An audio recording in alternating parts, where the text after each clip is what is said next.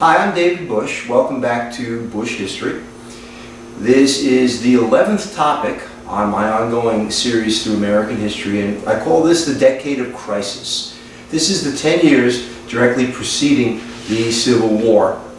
We have 5 presidents in those 10 years. If you want to count the election of Abraham Lincoln in the fall of 1860, that takes us 5 presidents over a 10-year time period. You got to believe we're very unsettled if we keep changing political points of view like that. However, before I get into this, there are a couple of questions that have come up. It's not really a fan club, but the emails are continuing, and I'd like to address them whenever I can. I had a question about Hawaiian shirts. I wear Hawaiian shirts from time to time. It's a gimmick, if you like, that goes way back in my teaching career. I started wearing Hawaiian shirts on Fridays back in the year 2001. It's a long time now. I took a group of students to Pearl Harbor in Hawaii, and we had such a great time. We all bought Hawaiian shirts, and we decided we would wear them on Fridays for the rest of the year. That would have been in April. So it would have been April, May, and June, and I decided it was kind of a fun thing to continue because you can't have a bad day when you wear a Hawaiian shirt. So this shirt that I'm wearing right now came from 2 students, Jordan Helpley and Lupe Colangelo. I'd like to thank them for this. So this is a call out to them. Thank you very much, guys. And I have another shirt I'd like to share with you really quickly. This is one of my Busch history shirts. Busch history shirts go to people who do good things, and my students do good things, so all of my students get Busch history shirts. But this one is a little different. If you notice, there are autographs all over it. This was a good luck shirt that a bunch of my students signed, and it's kind of nice to have. It's nice I can hold it up for a second. Those guys know exactly how much I care about them, and I just wanted to acknowledge the fact that they gave me this really cool shirt, and I will always treasure this. So anyway, now it's back to business. This decade of crisis is kind of a tough time period. We entered the decade of crisis in 1850. In 1850, we are debating acquiring California as a result of the California Gold Rush, which was as a result of the Mexican Cession, which was as a result of the Mexican-American War, but we're not going to go backwards. In either case, the debate is going on between the debate is going on as to whether we should have California enter as a free state or a slave state. Of course, there's absolutely no logic whatsoever in California entering as a slave state because there are no slaves in California. The people who went to California because of the gold went alone. They were prospectors, and they just raced in as quickly as they possibly could. So they weren't bringing slaves with them. So the population in California was not a slaveholding population. But because California runs north and south of the Missouri Compromise line, there was a debate. Initially, they debated dividing California in half. What an idea! A North California and a South California. Certainly not going to happen. So the Missouri Compromise was hotly debated, and we're going to have another compromise, largely put forth by Henry Clay, with some help from Stephen Douglas, and it's going to be called the Compromise of 1850, and it's going to have California entering as a free state and a very tough fugitive slave law, going way beyond the existing fugitive slave laws, stating that a slave that runs away from anywhere where he is a slave in any of the slave states needs to be returned to a state of slavery by anyone in the North. And it also allows bounty hunters to go north and capture slaves. This is highly controversial. Well, Zachary Taylor, old rough and ready as president at the time that this whole debate begins. And Zachary Taylor is completely against the Compromise of 1850. He says, this is ridiculous. California is a free state, and it will be as free state. There's no slaves in California. I'm not going to go for a compromise. Done, finished. But then Zachary Taylor dies. He's the famous cherries and milk story on the 4th of July. And he dies. He dies in 1850, and Millard Fillmore becomes President of the United States. Millard Fillmore immediately accepts a compromise of 1850, and we're off to the races. Compromise of 1850 is going to be very unpopular. Franklin Pierce will follow Millard Fillmore as President of the United States, and he is largely a Southern sympathizer and pretty much a do-nothing. He's a compromise candidate. He's thought not to upset the apple cart, so to speak. So Franklin Pierce will go through his presidency with the larger political forces in the United States bubbling up, while Franklin Pierce is pretty much presiding. So Franklin Pierce will leave the presidency in 1857, and James Buchanan will become president. James Buchanan is a Southern sympathizer as well, and he is going to accept the Lecompton Constitution. And not only that, he's going to get in the middle of the Dred Scott decision. He asks Roger Taney to delay announcing the Dred Scott decision until after he is inaugurated, and that happens. So he actually interferes with the Supreme Court. Well, James Buchanan is going to preside over a very divided nation, and in December of 1860, at the end of the decade, we're going to have a divided election with 4 candidates, and Abraham Lincoln becoming the winner of the election of 1860 as a minority candidate, getting only 39% of the popular vote. So he's not going to have a mandate either. Shortly after Abraham Lincoln is elected, when the Electoral College decides in December of 1860, South Carolina begins the March on Secession, and South Carolina becomes the first state to secede. So Lincoln is going to watch his presidency begin with one state after another seceding, forming the Confederacy. And what does James Buchanan does? He does nothing. He's a Southern sympathizer and certainly does not want to be the president who starts the Civil War. So 5 presidents in 10 years: Zachary Taylor, Millard Fillmore, Franklin Pierce, James Buchanan, Abraham Lincoln. When you have that many changes in leadership, you have a lot of turbulence and a lot of different ideas. And the strength is not coming from the presidency, the strength is coming from the political forces of the day and the conflicts between them. I'm going to show you a timeline of the 1850s. I'm going to make sure I can zoom in on this so you can actually see what's going on, and we're going to talk through this timeline, and you'll see what's happening in this very turbulent 10-year time period.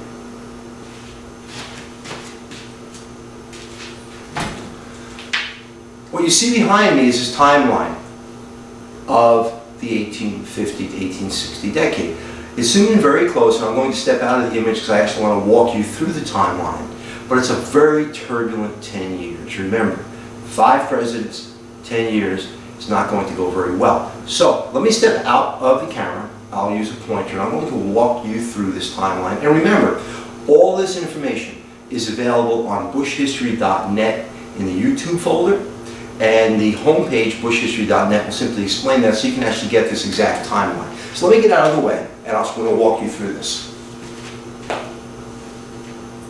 So here we are. You notice we have 1850, 1851, 52, 53, 54, 55, 56, 57, 58, 59, and 1860.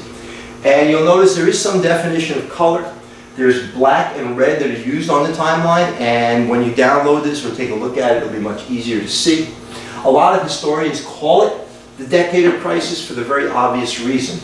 So let's take a look how we begin. We begin in 1850 with the debate over the Compromise of 1850. Well, it'd be nice if you had good leadership. And the leadership of the day was not the President of the United States. The leadership of the day was Clay, Calhoun, and Webster. Those are the 3 sectional leaders. They're all going to die very quickly. And when they die, there's going to be a power vacuum in the United States. In 1850, John C. Calhoun dies. So there's the Southern voice in the big debate over what's going to happen with California, and that's going to be removed. Also in 1850, in the middle of the debate, Zachary Taylor dies. Remember, Zachary Taylor said that he would turn around and just accept California. Well, when Zachary Taylor dies, Millard Fillmore becomes President of the United States.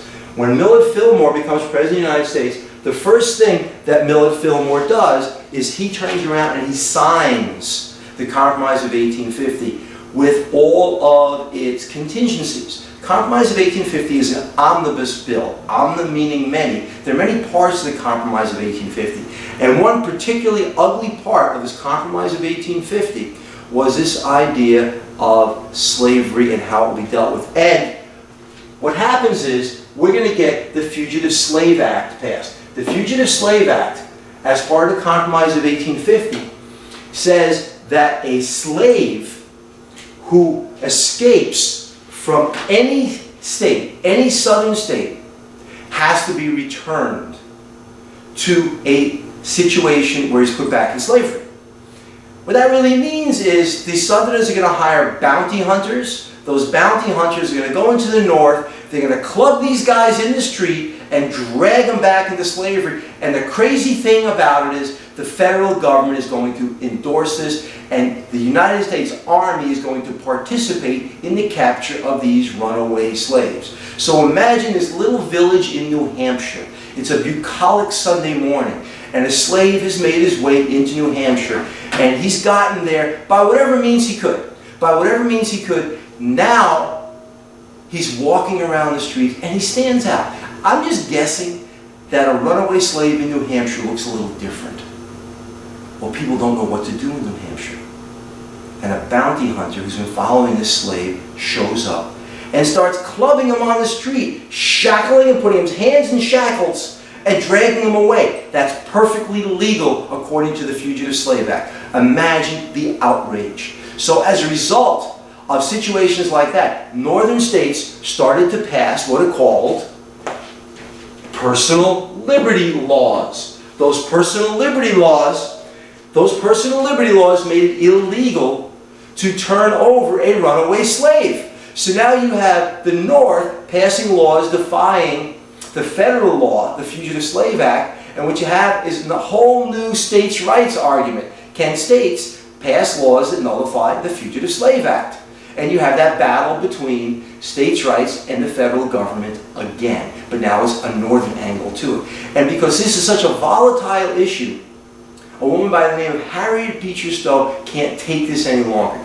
Yes, Lyman Beecher's daughter, Catherine Beecher's sister, one of 10 children in the Beecher family. She writes the most popular printed novel of the 19th century. She's going to write Uncle Tom's Cabin. Uncle Tom's Cabin is my all-time favorite book. It is a wonderful story of a slave by the name of Tom, and how he behaves very, very well and believes that his masters will do the right thing by him, even as he's sold further and further into slavery. And he also believes in Jesus, and he believes that Jesus will take care of him. And he's a very honest man. And there's another character, and this character is Eliza. And Eliza's angle is one of flight. She's going to flee slavery. So you have Uncle Tom being sold further and further into slavery and sacrificing himself to benefit other slaves, and you have Eliza freeing herself from slavery and fleeing. And that's what this story is about. Now, the interesting thing about Uncle Tom is it's serialized. It's not a book initially. It is printed week by week throughout a series of magazines in the United States. Periodicals, they're printed periodically, once a week. And each of these chapters ends in some kind of cliffhanger as what's going to happen with our group of main characters. What's going to happen with Eliza? What is going to happen with Tom? And that's how the story goes, week by week. And each week people wonder, what's going to happen? What's going to happen? What's going to happen? And this book has the country on fire about slavery, because it is showing the absolute horror of slavery and the destruction of the family, because that's what the book really is about. It's about the destruction of the family, and introduces all kinds of spiritual characters as you go through the book. I'm not going to give the book away because you should read the book, but it's an absolutely incredible book. So that book lights the 1850s on fire, and as a matter of fact, when Lincoln introduces Harriet Beecher Stowe, he introduces her as the woman who wrote the book, who started the war. Uncle Tom's Cabin is printed in 1852. Now, as a book, In 1852, Henry Clay and Daniel Webster die. So the three kings are now gone. The three kings are gone, and there's a power vacuum in the United States. Millard Fillmore is thought to be a loser as a president. Remember, he's an accidental president. Zachary Taylor was supposed to be the president, and he died. Millard Fillmore's president, so things aren't going terribly well. Strong leadership is looked for. Strong leadership is not available, so we're going to get a compromise president. That compromise is going to be Franklin Pierce. Now, Franklin Pierce, on his way to the inauguration, is involved in a train accident in which his son dies and is actually decapitated. So Franklin Pierce assumes the presidency in a state of grief. Nevertheless, he is president of the United States in 1853. So in 1853, he becomes president of the United States, and in 1854, Stephen Douglas realizes that this guy's a pretty weak president. Stephen Douglas wants to be president. He hatches this plan that the territories of Kansas and Nebraska should contain a railroad, and that railroad should go all the way to California. And in order to really service that railroad, that area needs to be states. It needs to be a series of states and not just an open territory. So he hatches the Kansas Nebraska Act. The Kansas Nebraska Act is going to come up with the idea of popular sovereignty, that the people in the states should decide whether they're going to be free or slave. Popular sovereignty had worked as part of the Compromise of 1850 as one of the bills within this large compromise. But it worked because you were dealing with desert land and people weren't moving into it.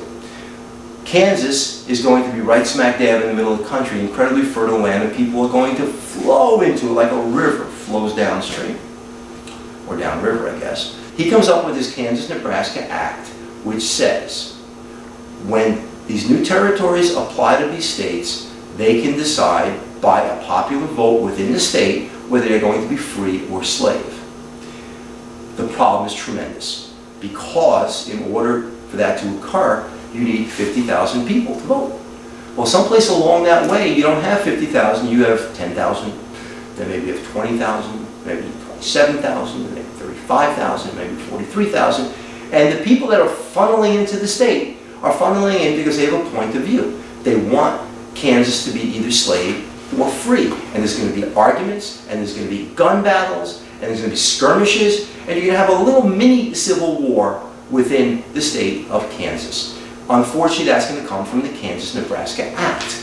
Also, if you take a look, in 1854, we're going to get the Gadsden Purchase. The Gadsden Purchase was the idea, it was by James Gadsden. He was the American ambassador to Mexico, and the exact date of this is April 15th, 1854.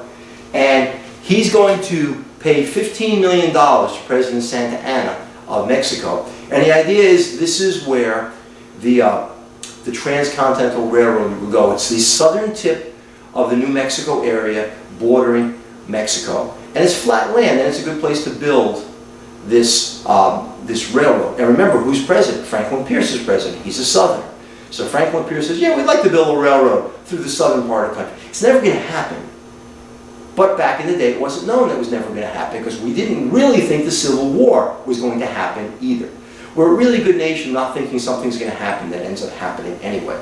So that's where the Gadsden Purchase is going to come from. It's going to end up being a completely unnecessary purchase, but $15 million to Mexico, flat land, so we can build the railroad that never goes through there. A new political party is formed, because we're having a series of parties. We have the Liberty Party, we have the American Party. This group is the Know-Nothing Party. The Know-Nothings are anti-immigrant. The Know-Nothings are part of the American Party and part of the disaffected Whigs, and they are anti-immigrant, anti-Catholic for sure, and when asked about their political points of view, they would simply respond, they didn't know what you were talking about, hence the Know-Nothings. Also that year, a much stronger political party is going to form, and that political party is going to be the Republican Party. The Republican Party is formed with one purpose and one purpose only. The reason for the Republican Party is to end slavery. That's the whole reason it exists. It is an abolitionist, northern-dominated party. Now understand, that Republican Party is not the Republican Party that exists today in the United States. The name exists. The lineage follows, but that Republican Party is not the present-day party. The Republican Party today is not the party of Abraham Lincoln, although they would like to claim it, because let's face it, wouldn't you like to claim a connection to Lincoln? So it's not the same political party, but nevertheless, they are formed with the idea of ending slavery. Remember Franklin Pierce? Franklin Pierce wanted to purchase Cuba. It was called the Ostend Manifesto. He wanted to purchase Cuba and extend slavery into Cuba. Cuba was already dominated with slavery, so he wanted to get Cuba. It was exposed and the idea was dropped because it was thought to be a bad idea anyway. That's the Ostend Manifesto. Remember the compromise? Remember the Kansas Nebraska Act of 1854? What happens is people start flooding in to Kansas and Nebraska. The people who flood in are two different groups. They are free soilers and border ruffians. So free soilers and border ruffians flood into Kansas. Free soilers come from New England as part of the New England Emigrant Aid Society. Now, that New England Emigrant Aid Society, it's a joke because it's emigrant aid. They're helping people get out of New England and into Kansas. It's largely the know-nothings sponsoring this idea, and they want to get the Irish out of New England. So let's send them to Kansas, and let's tell them they can have land. And of course, the Irish are anti-slave. They're also anti-black, by the way, because the blacks who've been coming north from the south and taking their jobs away. So they're going to fight against slavery in Kansas. And they're going to fight who? They're going to fight the border ruffians. These border ruffians are from Missouri. And they're flooding in at the same time. So you're going to have the border ruffians and the free soilers creating little battles within each other. And it's going to attract a lot of attention. At around the same time, John Brown is getting busy. And John Brown goes into Potawatomi, Kansas, and he leads a massacre, killing slave owners. And that is the first of his many raids for his anti-slavery, pro-abolition quest. He is certainly an extremist. And he believes he has a mission from God to end slavery, and God gives him the right to take whatever means necessary to do so. And that's called Potawatomi. What's going on in Kansas is come to be called Bleeding Kansas. As a result of the violence going on in Kansas, a guy by the name of Charles Sumner gives a speech, The Crime Against Kansas. And he's talking about all the violence in Kansas. And in that speech, he's very graphic. A guy by the name of, about someone named Andrew Butler. Andrew Butler is going to be pivotal in this.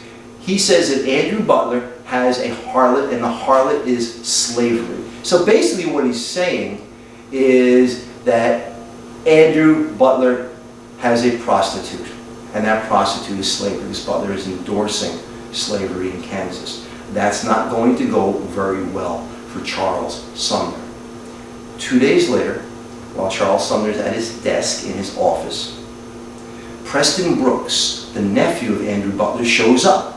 And he proceeds to beat Charles Sumner. He's beating him over the head with a cane with a huge brass head on it. And he beats Charles Sumner, so Charles Sumner is on the floor, nearly lifeless. Blood is pouring out of his ear. And no, he doesn't kill Charles Sumner, but violence has come to the Senate. And the Northerners, well, they want Preston Brooks punished for attempted murder. The Southerners, they want to reward him for standing up for his uncle and for Southern values. As a matter of fact, Christmas that year, Butler gets canes mailed to him in the mail with these big brass heads. So now violence has come to the Senate, and that is the Sumner Brooks affair. Why is there violence in the Senate? There's violence in the Senate over the issue of slavery and states' rights for Kansas. Shall the people decide? Well, in trying to decide, there are two different constitutions written. There is the Topeka Constitution, Topeka, Kansas, and there's the Lecompton Constitution, Lecompton, Kansas. The Topeka Constitution is written by Free Soilers. So the Free Soilers say Kansas should be free. The Lecompton Constitution endorses slavery. As a matter of fact, in Lecompton, the border ruffians run off the Free Soilers, threatening them. So the only one who ever votes on the Lecompton Constitution is, of course, the pro-slave faction. Well, James Buchanan becomes president in 1857 in the middle of this whole mess. And James Buchanan manages to get Roger Taney to delay the Dred Scott decision until after he is president. And the next thing that happens is James Buchanan turns around and he endorses Lecompton. So when James Buchanan turns around and endorses the Lecompton Constitution that Kansas can be a slave state, he's tipping his hand. He's showing that he is a Southerner. Well, that's not going to go terribly well either for old James Buchanan, because he's going to preside over the divide of the United States. Now we meet a new character, and this character is Abraham Lincoln. Abraham Lincoln wants to be not president, but senator. And he's going to run against a guy by the name of Stephen A. Douglas, who has a lot of recognition. Stephen A. Douglas, Democrat for sure, Illinois for sure, helped write the Compromise of 1850, wrote the Kansas Nebraska Act, well-known guy. Popular sovereignty is his mantra. Let the people decide. Very, very democratic. So there are going to be a series of 7 debates. These 7 debates are going to be called the Lincoln-Douglas debates. Those Lincoln-Douglas debates are not over the presidency. No, those debates are over the Senate seat in Illinois. And the question is, should slavery extend into Illinois?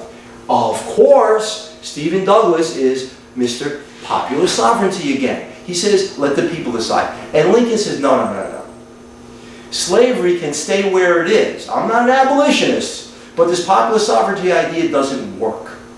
Well, these debates are like Olympic events. They would last all day. And people would get there early to be close to the stage. Remember, no amplification. And they were outdoors. So these people would speak on and on all day long about their feelings. My dear Mr. Douglas, you are mistaken on the issue of popular sovereignty. But Mr. Lincoln, shouldn't the people decide? And this went on this way for 7 debates. Well, at the end of all of this, Stephen Douglas becomes Senator of Illinois. Some people think that was a great thing, because if Abraham Lincoln had become Senator from Illinois, the debate is, would he have ever run for president? Would he have run for president in 1860? Many historians believe that doesn't happen, that Lincoln does not run in 1860 if he wins the Senate seat in 1858, because that whole Honest Abe thing, all that legend and folktale, is largely thought to be true. And if he had dedicated the next 6 years, remember, 6-year term of office to Illinois, the thought is he doesn't run for president. So maybe, just maybe, it was good that he wins in 1860 but lost in 1858. Most people would say it was good that he wins in 1860, I would think, don't you think? So anyway, those are the Lincoln-Douglas debates. Now we're going to go to 1859. 1859, we're going to have John Brown. John Brown's raid in Harper's Ferry, Virginia. By the way, there's no ferry in Harper's Ferry, just to clear that point up. Anyway, John Brown is going to lead a bunch of guys to the federal arsenal in Harper's Ferry, and he is going to attempt to take the weapons and arm the slaves for a slave uprising. It doesn't go very well. John Brown is going to be caught by Colonel Robert E. Lee. He's going to be caught by, that's right, that Robert E. Lee. He's going to be caught by Colonel Robert E. Lee, and shortly he will be hanged. He will be hanged at noon in the town square so everyone can see. John Brown, motivation good, methods terrible, but brought a lot of attention to what was going on. And for that, John Brown goes down in history. He is a vehement supporter of abolition, and he will do whatever he can. So now, in this very turbulent decade, we're going to end up with the election of 1860. The election of 1860 I will cover in more detail in one of the other presentations that will follow this. But for now, let's just suffice it to say, there's a 4-way race in 1860. Lincoln wins the 4-way race. Stephen Douglas is the other chief opposition. John Breckinridge and John Bell are the other two candidates. And what happens when you look at the numbers is Lincoln actually wins with 39% of the vote, which means 61% of the people want somebody else. So most of the country does not want Abraham Lincoln in 1860. Doesn't get a single vote in the South. He's not on the ballot in the South. Shortly after the Electoral College decides in December of 1860, South Carolina becomes the first state to secede. If you want to find a problem in this part of American history and an instigator, look for South Carolina. Very, very pro-states' rights. So that is how the decade of crisis ends. It ends with the secession of South Carolina and the beginning of the secession for the rest of the southern states. The question is often asked, why doesn't Lincoln do anything? He can't. He's not president yet. Buchanan, James Buchanan, is still president of the United States. And James Buchanan is content to sit on the porch in a rocking chair and leave the problem to Abraham Lincoln. So at that point, I'm going to leave this part of the presentation, and I'll be back in a minute. I'm going to continue this presentation with a series of questions and answers, as I sometimes like to do. This is a very important topic as we head towards the Civil War, and I want to make sure that things are as clear as I can possibly make them. The focus is tight, so you get to see me nice and close. Anyway, I'm going to go through these questions, and then this presentation will end, and I'm going to show you some other materials in a subsequent presentation. Let's take a look and see where we are here. The idea, right here, the idea of popular sovereignty occurred as a result of the Kansas Nebraska Act. Its first real test would be in a place called Bleeding, Kansas. How did the New England Emigrant Aid Society try and influence the outcome of the slavery debate in Kansas?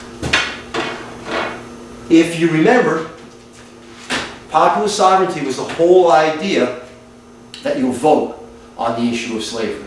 So the New England Emigrant Aid Society sought to get as many people into Kansas as they possibly could. It also solved the problem of excess population, predominantly Irish, in New England. So they basically promised these New England immigrants, remember they're leaving, that's the play on words here, they promised them that they're going to be able to go to Kansas and become farmers. And the Irish like to farm, they like to farm potatoes. So send them on the way. And what they're going to try to do is tip the balance in favor of the free soilers. Yes, the other side of this is the border ruffians aren't going to take too well to this. Let's take a look at the next question.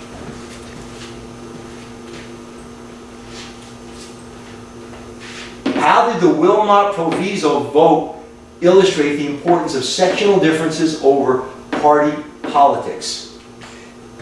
David Wilmot had proposed that the Mexican cession be free of slavery. It wasn't farmland, you didn't need slavery in the desert land, and he proposed that there be no slavery in the Mexican cession. Well, it didn't go that way. Take a look. Southern Whigs deserted their Northern Party members, that should be party, and voted along with the Southern Democrats in favor of expanding slavery. So what we're having here is we're having an end to the party system as we understand it, because the Democrats are dividing, and they're really dividing along sectional grounds. So it's more sectionalism than party politics, and you'll see that in the election of 1860. How did the existence of the Secret Six give evidence to a Hippocratic argument against slave power?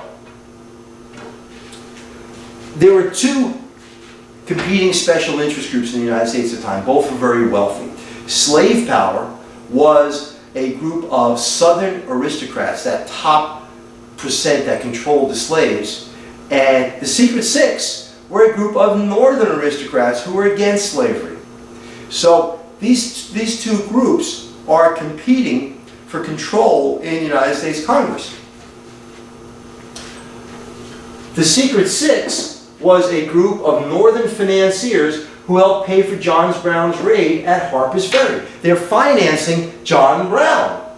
Some Northerners claimed that elite Southerners were infiltrating Congress and using their influence to create a more desirable atmosphere for pro-slave legislation. So you see, this idea of special interest in politics This whole idea of special interest groups controlling politics and lobbying goes back a very long time. Secret Six. Secret Six, financing John Brown. Slave power, financing pro-slave Southern legislation. Sumner Brooks. How did the Sumner Brooks affair serve to illustrate sectional differences? Well, the South supported Preston Brooks' behavior while the North denounced it. The North wanted Preston Brooks charged with attempted murder. The South protected Preston Brooks from prosecution. He did not go back to the Senate, so he was out of jurisdiction, and they actually gave him gifts at Christmas time of canes to support his actions. How did Kansas become significant on the road to the Civil War? This is the whole Kansas Nebraska Act idea. With the passage of the Kansas Nebraska Act in 1854, Stephen Douglas, he proposed this idea of popular sovereignty, opened up the idea to pro and anti-slave forces, which led to Bleeding Kansas, which led to President Buchanan endorsing pro-slavery, Lecompton Constitution. Congress finally voted against this Lecompton Constitution, and the people of Kansas voted 11,300 against 1,788 against it. So it was defeated by 400 votes in Kansas, and Congress also turned against it. But it showed that James Buchanan was a pro-slavery president, for sure. The following is a chart. It says, complete the following chart on the candidates in the election of 1860. Here are the four candidates: Abraham Lincoln, Stephen Douglas, John Breckinridge, John Bell. I'm not going to complete the chart here because you're going to see it in PowerPoint. Sectionalism was a real winner in the election of 1850. Support this quote with specific historical fact, write no more than 3 sentences. Again, I'm not going to explain it here, but I'm not going to do it in writing here, I should say. But the Democratic Party split on a northern-southern divide, and Abraham Lincoln received only votes in the North. So the North was voting for Lincoln and for Stephen Douglas, and the South was voting for John Breckinridge. And that division within the Democratic Party actually cost them the election of 1860 and handed it to Abraham Lincoln. One of the absolute constants in American history is if you have more than 2 candidates running for president, it divides the vote, and a minority candidate generally wins. It happens in 1860, it happens in 1912, and there are probably a couple of others that I'm debating, but it definitely muddies the water. Number 8, Virginia is a fine example of the division over secession. Why?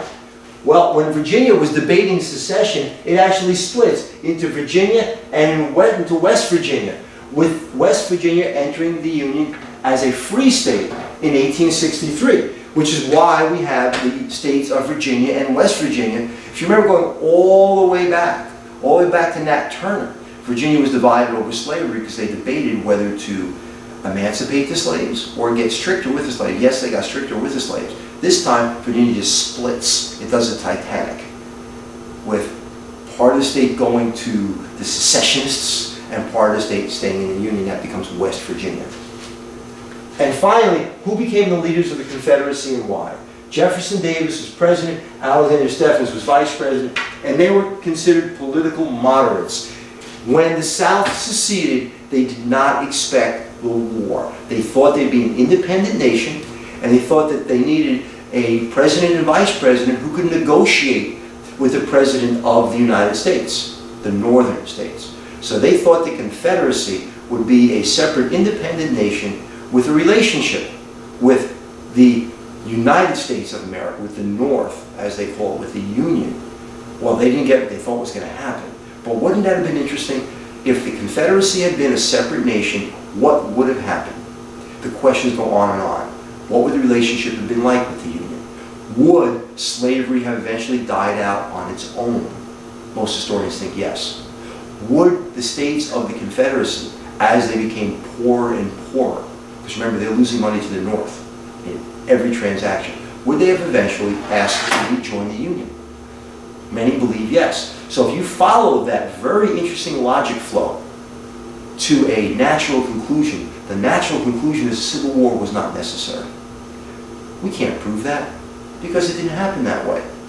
But the logic dictates, based on economics, not politics, that the war should not have been fought. But that's a different point. The Civil War was fought, and we all know the outcome of it. I'm going to leave this here for now. I'm going to show you in the next presentation, 11.2, a list of important people and terms about from the decade of crisis, and then something I call a logic web, in which we can make connections, connecting one idea to another, to another, to another, as we move along the road to the Civil War. And that will be 11.2, and I'll be right back.